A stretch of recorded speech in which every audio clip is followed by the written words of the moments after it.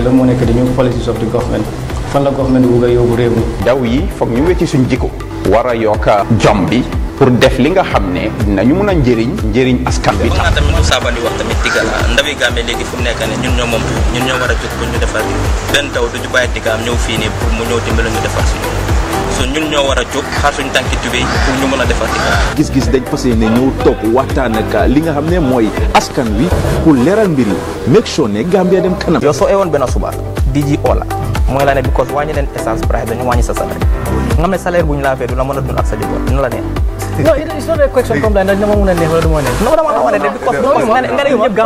it has to be objective. Wow, it has to be that government be amul ben warta talk unilaterally without proper consultations. Muy wàññi driver yi seen pass because dafa affect guys seen dunda. Government bi lu mu war a def moom mu yombalal nit ñi seen dund. yow man ak ñëpp ñoo si war a jàppal Gambia dem fi ñu ko séentoo.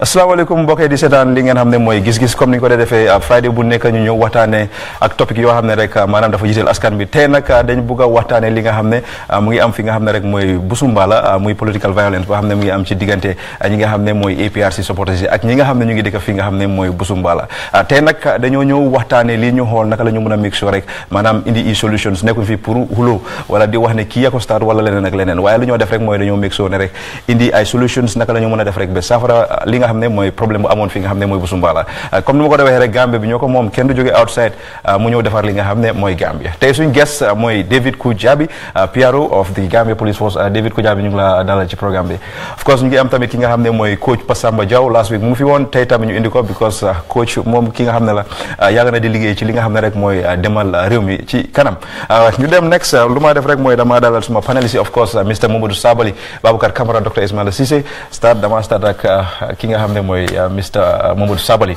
quickly nañ wax ci li nga xam ne mooy li xew fii nga xam ne rek mooy Brusumbala nit ñi yëm ñaawal nañ ko dafa nekk loo xam ne rafetut métit la lan mooy sa gis-gis ci li nga xam ne rek nga xewoon fii nga xam ne mooy Brusumbala quickly yaa ngi waxati quickly dañ ñëw kii pour waxtaan dooranguñ sax nga ne quickly waaw ok waaw baax na sama gis-gis rek ma wax ko ok ñu dem waaw xam naa ne amuñu waxtu waaye yes Brusumbala lu fa xew lu ñaaw la lu fa xew waroon nañoo mun a fexe ba bu mu am na soo léegi lu ñoo def mooy xalaat naka la ñoo traye bu mu amati foog naa ne nag nguur gi whatever lu ñoo def nañ ko yokka ko suñ defoon li ñu war a def lu xew Brusumbala du fa xew loolu mooy dëgg bi comme ni ñu ko waxee si soose tooñaa foon téeriya bu ka téeriya tiñaa man police suma xarit lañ waaye David da ngeen bàyyi seen loxo war ngeen a yokka seen liggéey non dëkk bi dafa reach stage boo xam ne dañ war a teg kaasi ataay paak Gambia yi ñu jóg ñu liggéey ñun ñëpp du police yëpp ñun ñëpp la ko am na ñoo xam ne tam civilians lañ si government bi waaye Adama Barrow warut a jóg mu ne la defal lii pour nga def ko you understand so loolu mooy suma gis-gis coming to the side of the community Brusumbala nga xam ne suma constituency la dëkkuma fa waaye suma famille foofu leen jógee fa la campagne for the parliamentary elections ñun ñu fa dëkka war nañoo seetaat suñ biir ñu jóg pour defal li parce que li dafa xew si community lu si gën a daw yaram lu si gën a ñaaw lu si gën a ruslu mooy ne problème bi yëg nañ ne mun naa xew because the first problem at Brusumbala Farato end was the APRC rally at buffer zone am na attaque bu fa xew dara génnut si ñu dem Mankamankounda attaque xew na fi ba state house defee press release so nguur gi xam nañ ne am na problème buy nar a ñëw kenn jógul nga def li nga war a pour avoid lii so léegi lu ma wax mooy comme ni ñu ko defee si anglais there is no use crying over spilled milk waaye bu mu xewaati di wax nag suma mbokki ndongo yi nekk Brusumbala baɗin fodin kewol min ɓe Brusumbala anin alfal ɗin politician ol sen hakkilo tu nga wundi nga kaca nga tanin hakkilola menketa Brusumbala kana keje kotenke because fitino e kaɓe simno la momo yakoni alaye dankale and ko ala ya ko ñamen subhanahu wa ta'ala alquran to wattaqu fitnatan la tusibanna alladhina zalamu minkum khassa ako sila fitino la me ya lonko na wulita aka menu matora abuka ke molti romen ya lonko le fitino wulindi bi ngam mo jeme ya lonko nyim Brusumbala problem adati je adate convoy to men tambita amaste Brusumbala abe motole ko abe tambikan dong inya pita kan ya barama so sen hakilo tu nyim problem o Brusumbala leng barase Gambia be affect nole ngatani hakilo la nga Cairo anin tenk ngo nga ofasa Mr. Sawale thank you very much David dama bëgg nga wax fi as patriot fi nañ ñëw ñu laajte police bi lan mooy seen jéego lan ngeen jël mesures ak yooyu noonu yëpp waaye dama bëgg yow na nga gisee lii niko sabali waxe dafa ruslu torop te dégg la waroon nañ ko mun a avoid Gambia bi yëpp ñun ñoo ko bokka kenn ëpp fi kenn ñu ngi wax ne dañu am démocratie suñ waxee ne dañ démocratie bi dafa war a mun a yaatal kenn ku ne doo bëgg a démocratie mu em ci yow rek te doo ko mun a àggale ci keneen ki su loolu amee rek dafa niroo ñun lu ñoo wéyoo amuñ ko so dañ war a gestuwaat bu baax si suñ boppa su ko defee ñu mun a xam lan mooy démocratie ñu mun a practice démocratie yow doo dee da nga bëgg a démocratie nga bëgg ko sa boppa te du àgga ci keneen loolu di démocratie te yow soo defee loolu yow nga bëggal sa boppa lu baax nga ne bëggal loo sa morom lu baax war ngaa gestuwaat sa bopp yow ba mu façon nit nga waaw that's very funny thank you very much Mr. Kujabi Baboucarr Camara sa opinion on that suma opinion moo nekk affaire bi ñaawlu naa ko trop ba pare foogoon naa ne mën nañ koo avoid ni ko Sabally waxee waaye tamit I think it all boils down to the concept of democracy people believe ne comme like APRC is a political party UDP is a political party ñeneen ñi tamit political parties lañ everybody have the right to freedom of assembly and understand and exercise your democratic franchise in a way bu nga xam ne nga mën a canvass for votes and talk to the people in a very respectable manner foog naa ne su gaa anticipated ne problem nga happen I think there could have been measures to be put in place to avoid it in the first place ok measures yooyu noonu defuñ ko jéego yi jëluñ ko because dégg naa si problème bi actually started to brew around the midday si suba nit ñaa ngi romba ñi ñaa ngi taxaw si télé bi understand nga di leen lifi di leen sàcc that is not the job of the civilian community that is the job of our sisters forces comme like the police and others foogoon naa ne that was the appropriate time to take measures and reinforce that particular area well before the evening time balaa loolu di escalate affaire bi tamit ni ko kii waxee Sabally waxee am na ñu nga xam ne sax bokkuñ ci imagine ku toog di naan sa ataaya loo sol maybe cab bu green la oo lifin bu green la ñu fekk la fa jàppala dóor la yaa sa bagage vandalize sa property yaa ngi gis waaye man am naa a problem not only with that my only problem is about the security itself particularly the police lu tax benn tey there has not been any arrest that has been made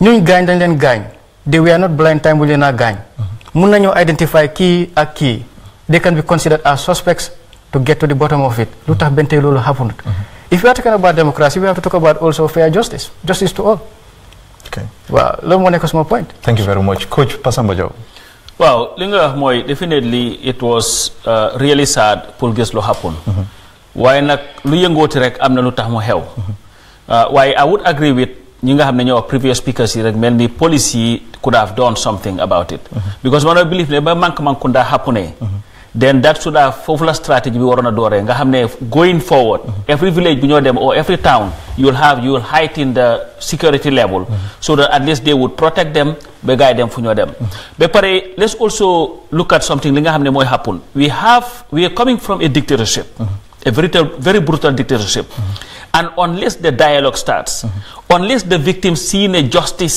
didn't happen that anger is also there so we cannot just also dismiss it as this thing there is manifest anger boo xam ne has not been out there yet and the thing is let's look at from the commission we are talking about the finances of Jammeh most Gambians do not complain about that anymore because they believe that at least there is a process going on man I believe ne Lee should be a lesson to us as a people, but it also has to start from the top.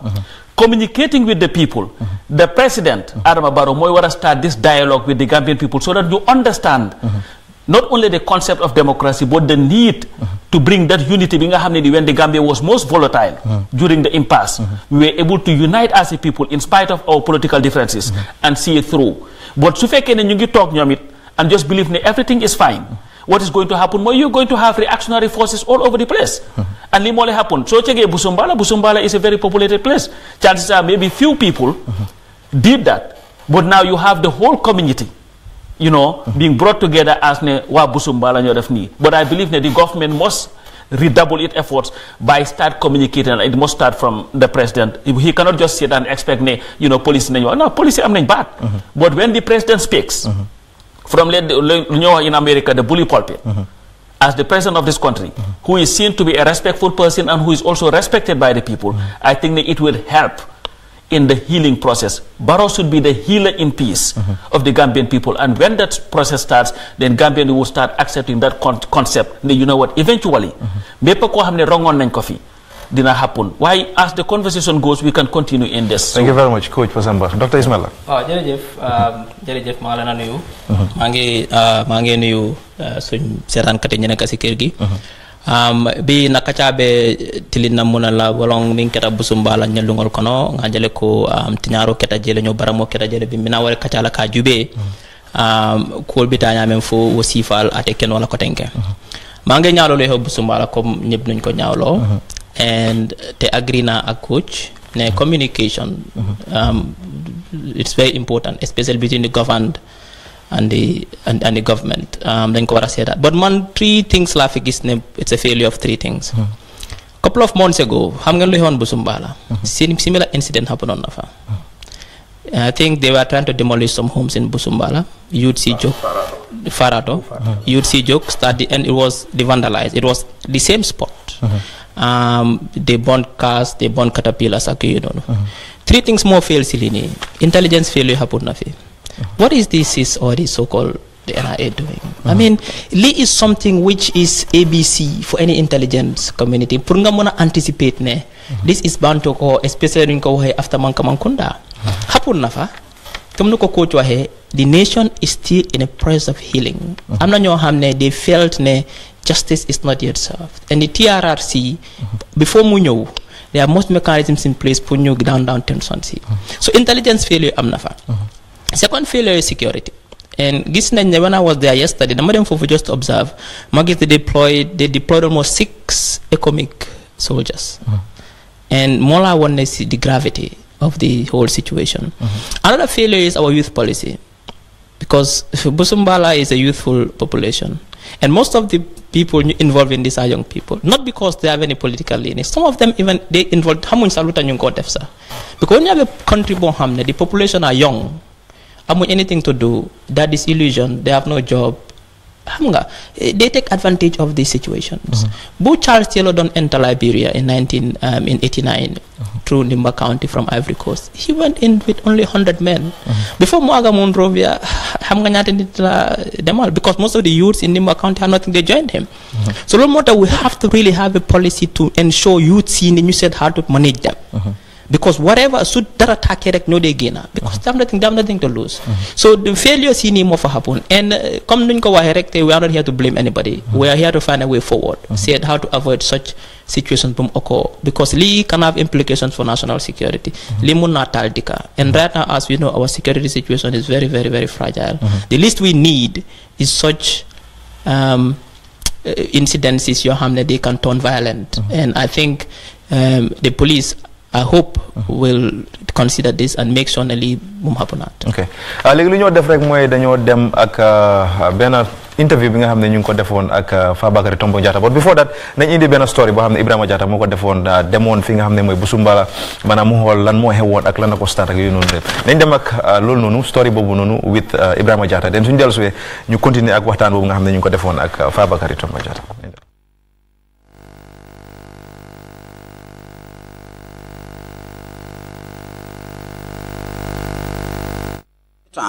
The episode led to the vandalizing of several cars and shops.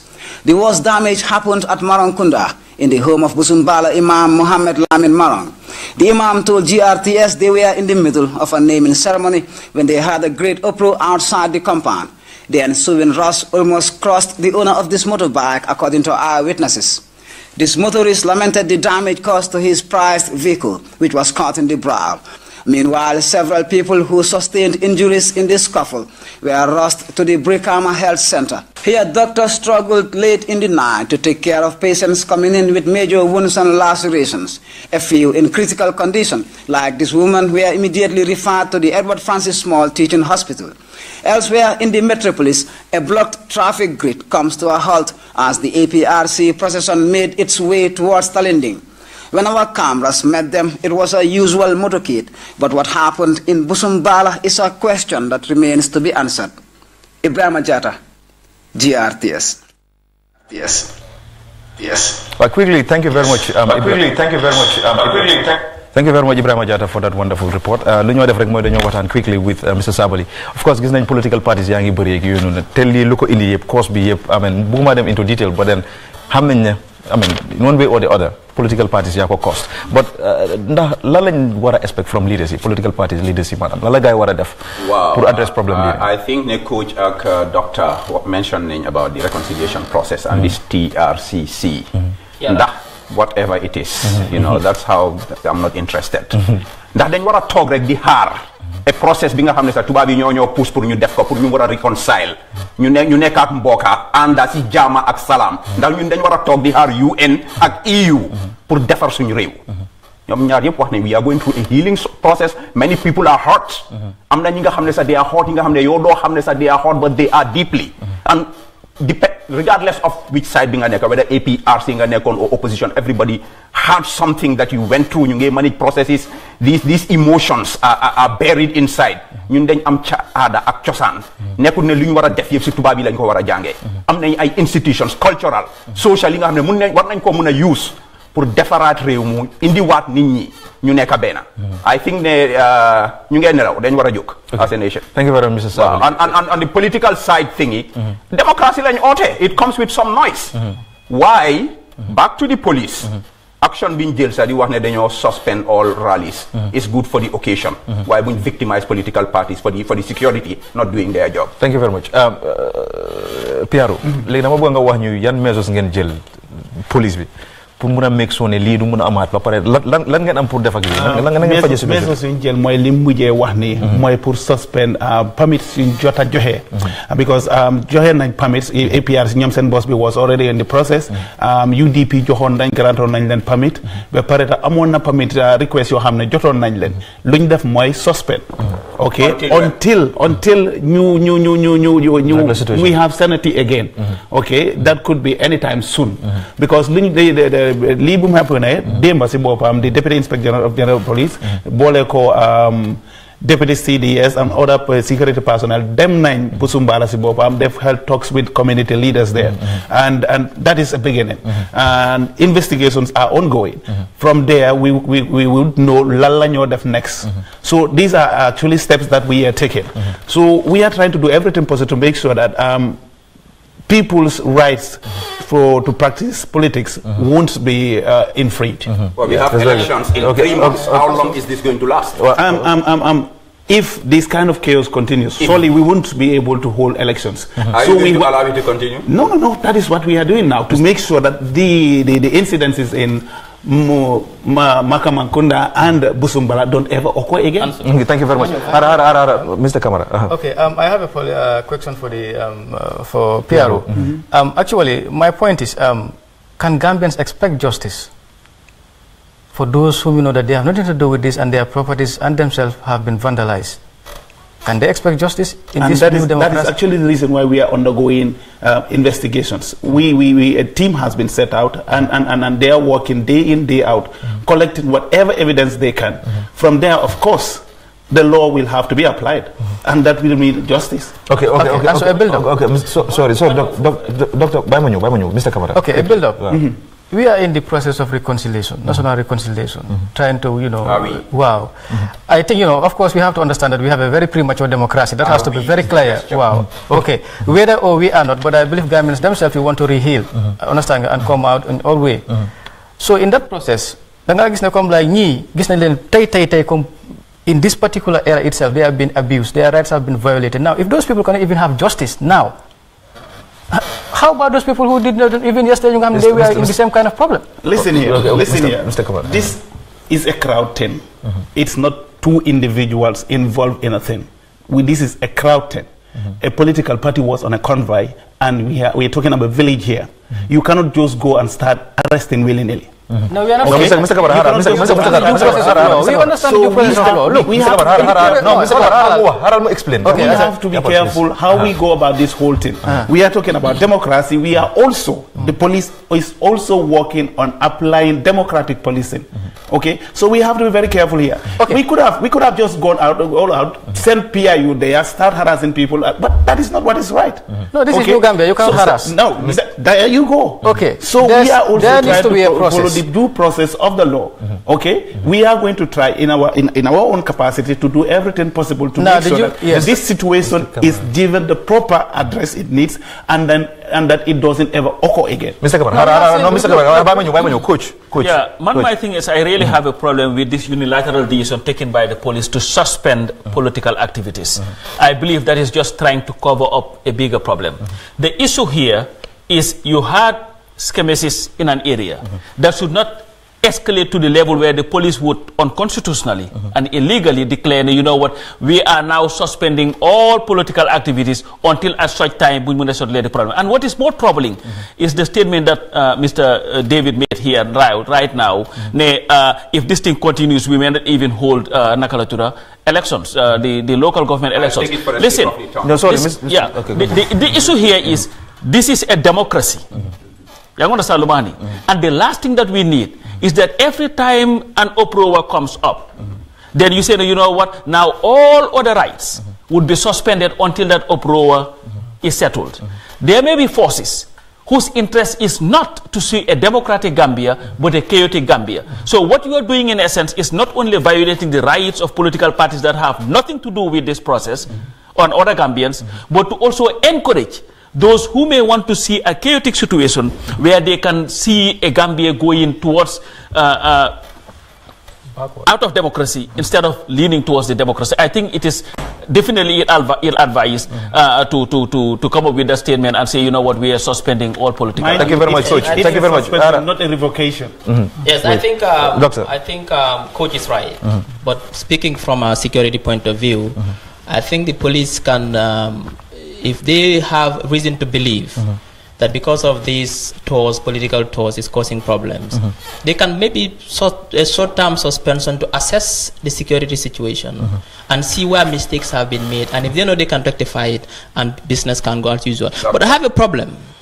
And my problem is with the way the police approaches these things. I'll go back to history a bit. In Sibanor, during the National Assembly election, there was violence between the APRC and the UDP supporters. Some houses were destroyed, some homes were vandalized, some people were injured. What did the government tell us? We're investigating. We're still yet to the outcome of that investigation. In Kanilai, soldiers were shot by economic forces. We're investigating. Belegi, the Gundaras investigation. In Kanilai, APR supporters were marching. They were shot by economic forces. I think one was killed. We're investigating. No results for that investigation.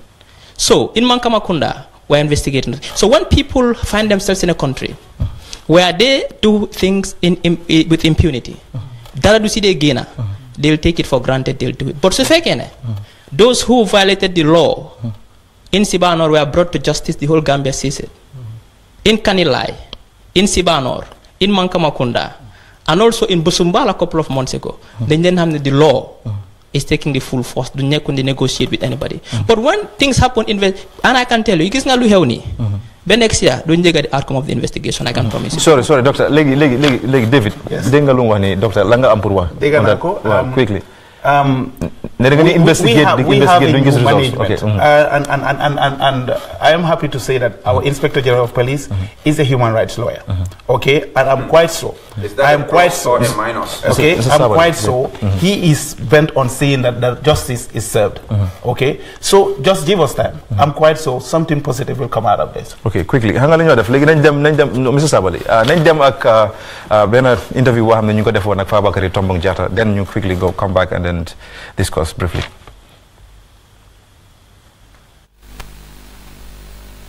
Gambia is a small country, and one small family that almost everybody knows each other.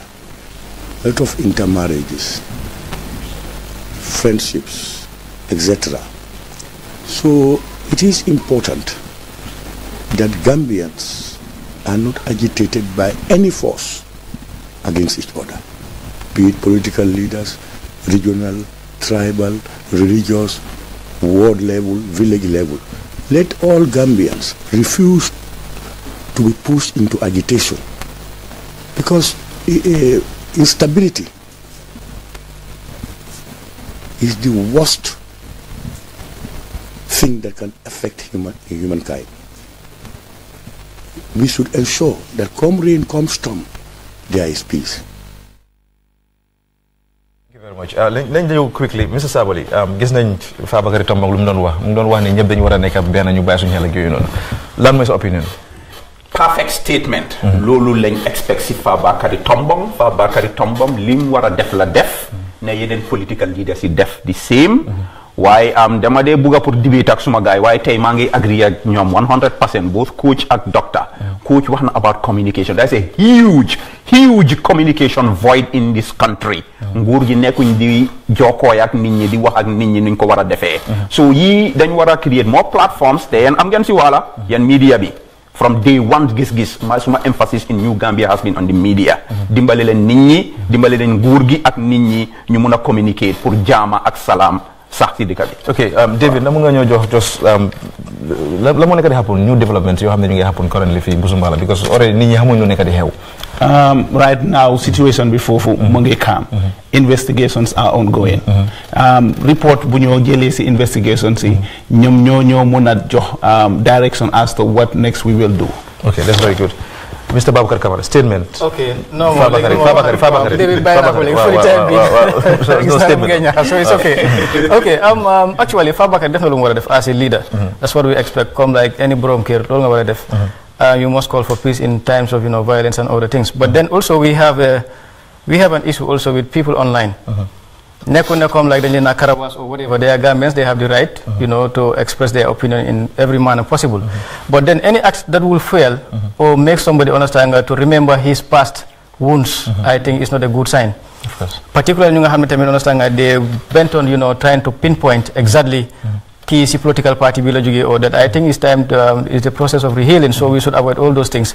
So I watch all our people in the social media platform, both in the Gambia and beyond, to also reframe. This is a moment where we need to, reunite and try to heal some of these wounds. So let's just appreciate one another and move on. Okay, Coach, your activism. No, Coach. Okay, watch out. No, go ahead. No, go ahead. I don't want to be an opinion. Now, what I was saying when Mangi Dega Fabakary Tombong Jatta, peace, we all have to be peaceful. There is something that Dr. King said. The true peace is not the absence of tension, but the presence of justice. And unless people feel that they have justice, you cannot claim to have the peace that we have. Now, Fabakary Tombong Jatta, as a political leader, of course, he can come and say all the nice things. But one thing that the APRC must also be very mindful of, they have to be very sensitive to the plight of Gambians over the 22-year period when they were in power. Because most of the anger that Gambians have and the victimization that happened in this country is still very raw in the minds of people. Now, if you go there and start flaunting APRC and Jammeh all over the place, what you're doing in essence is, of course, it's your right to do that.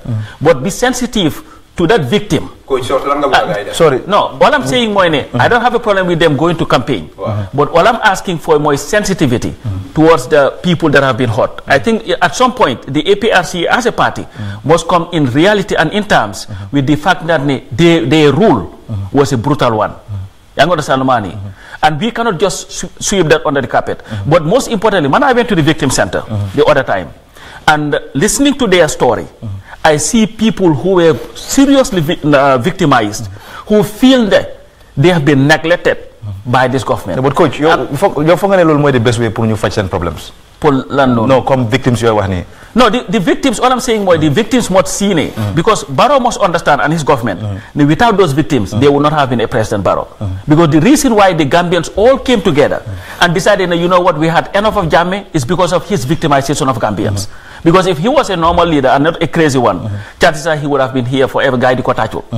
So what I'm saying, Moine, don't forget them. Because when the victims feel they are not being heard, chances are people will start reacting in ways that may not be very rational. So all I'm saying, Moine, and it comes back to the communication, the government must not forget what brought them to power, but in the meantime, they must also rely on that to communicate to the Gambian people, to understand that our plight is understood.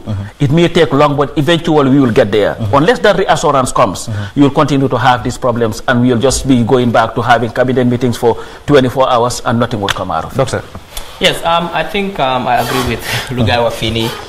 We have to be very careful because this has to do with issues which are nationally sensitive issues. There must be a strategy in terms of how to manage these angers and also hunger feelings. But man, I just have another question for the PRO. Madame Dimba, something I'm really concerned about one thing. Madame Dimba Brusumbala, Magisne economic forces were in control there.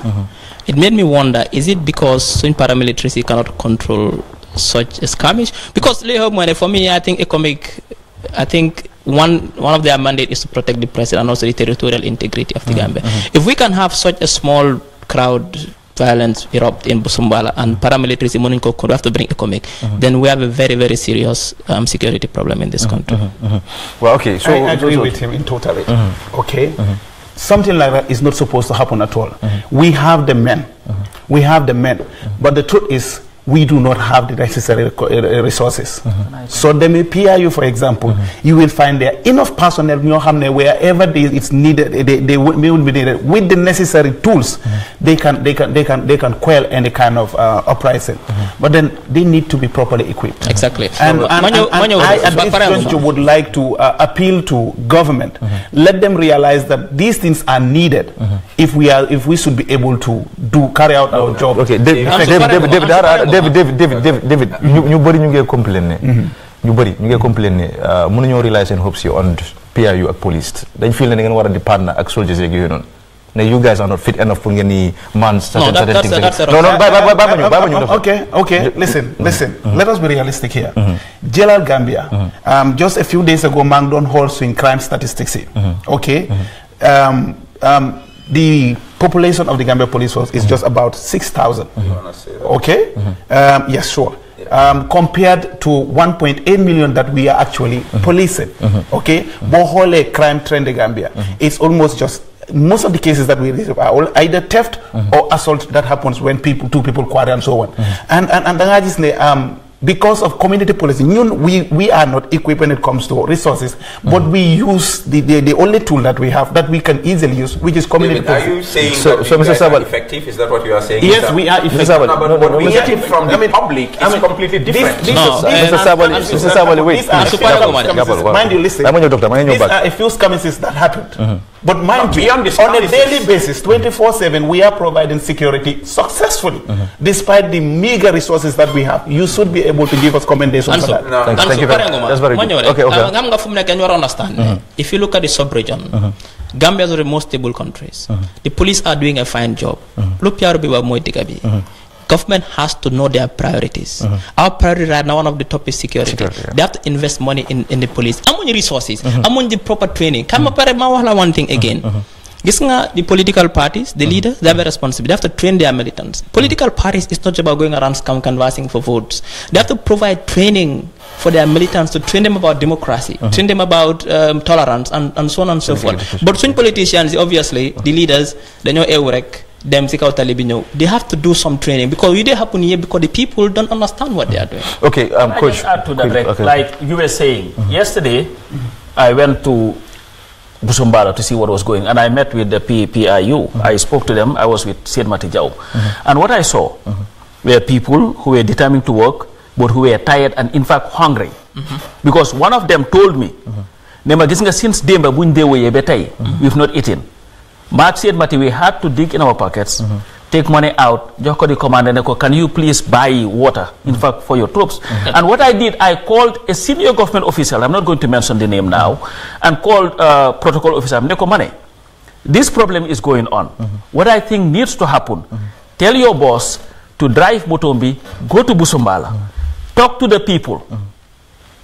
On the way, buy some water or fruits or whatever, give it to the PIU to at least help boost their morals. These are people who were working with very limited resources, but they were so demoralized by the thing. And I think what we need to understand, this government, we want to demilitarize our Gambia. We don't want to see the military in the streets.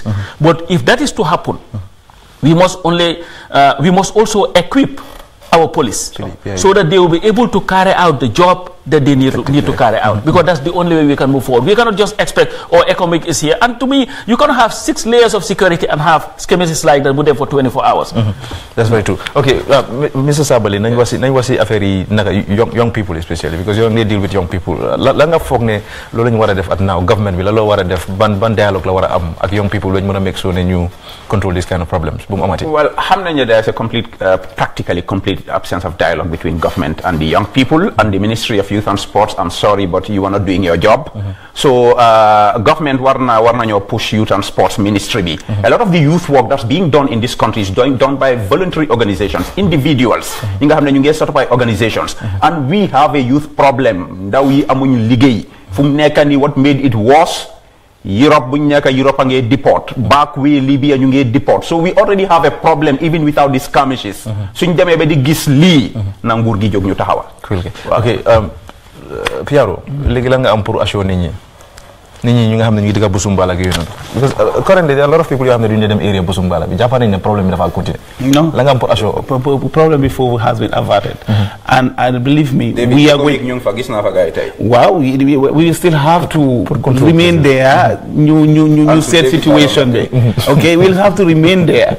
Okay, dinañ fa nekk for until a few days. Okay, because the problem has been averted does not necessarily mean that dañ fa war a jóge immediately. We will have to. We will have to still show presence. Its presence. Why don't you put the paraply and remove this economic? I don't think it's a very good sight to have economic in our streets. I would agree with you. We have the human capacity.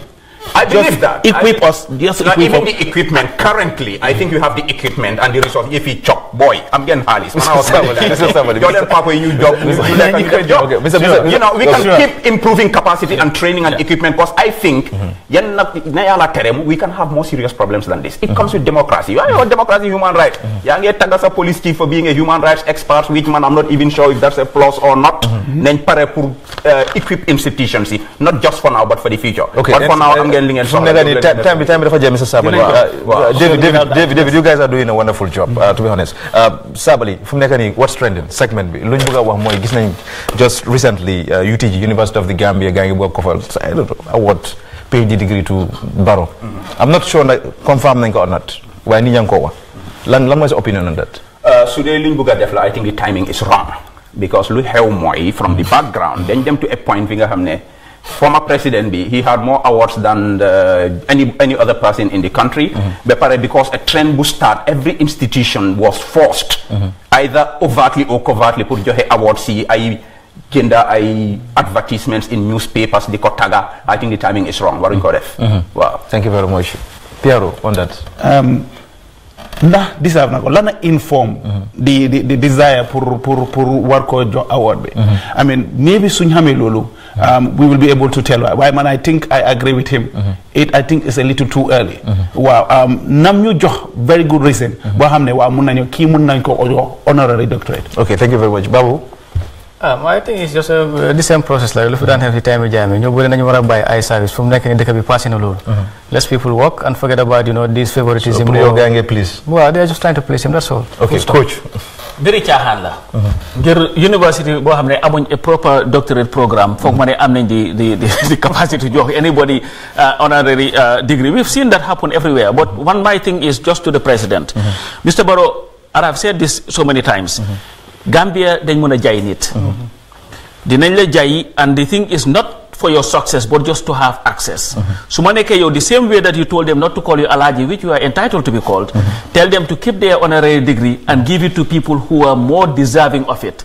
You do not need an honorary degree to be anything more than you are. And the university must become very serious. And I believe it is high time, sir, for the University Act to be looked at. You cannot have a president who had never been to a university to serve as the chancellor of the university, whether honorary or otherwise. I think the university needs to be a more serious institution than just having anybody ku ñëw rek ne harama toyal suma ceeb naka laa ko defee naa jox president bi honorary degree for what? It's a joke. Thank you very much. Dr. Ismail is a lecturer at University of the Gambia. Why young we talk as panelists? So opinion on that? No, just one like my institution. Quickly. Read Nako online as everybody read it online. Why Mandama believe na it's a bit too premature. In fact, too premature for Lolono because the Magista angut lum defangum. So for me, support Mako, I think it's premature. I think they should reconsider it. And speaking about the offering koko, so the my mom nako reject. Okay, Coach Pasamba Jaw nyung la jafetal aka David Kujabi, of course, action program coordinator bi John Sinyan, ak program director bi Pamatar Diane. Next Friday inshallah dinañu ak benen topic. Thank you very much.